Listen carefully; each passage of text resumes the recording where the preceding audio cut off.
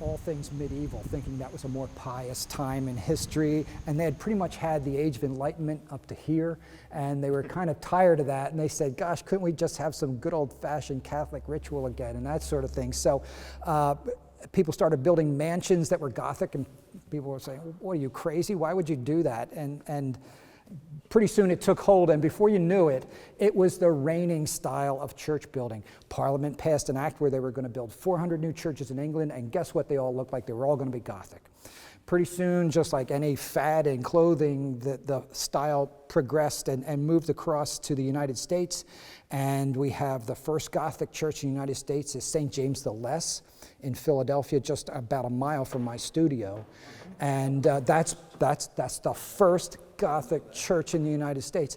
And the plans for that, it's patterned right after a church from 12 something in England. Right behind that is St. Mark's on Locust Street, and the patterns for that just came right over on a ship from the approved sources in England, and all their windows are in the Gothic style, very much like this. So when this church was built, it was pretty much the reigning style of architecture. And they could have gone in other directions, like, they could have made it neoclassical, like Greek Revival or, Romanesque, something like that.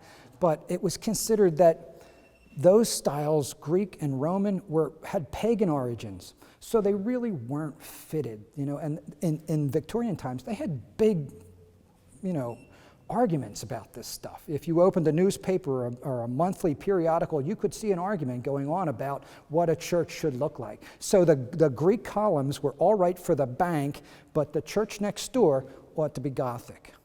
And my favorite example of that is the University of Virginia in Charlottesville.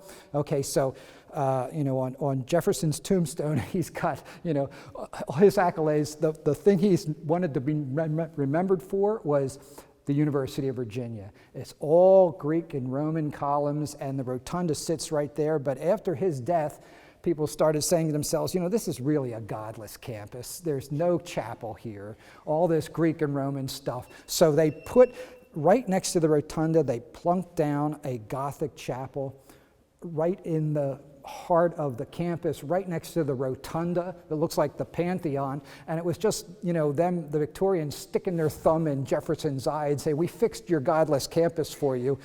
So this is beautiful. And they were going to knock it down in the 1970s, but cooler heads prevailed, and then we ended up taking up every single window and bringing it back to Philadelphia, taking them all apart, putting them all back together again.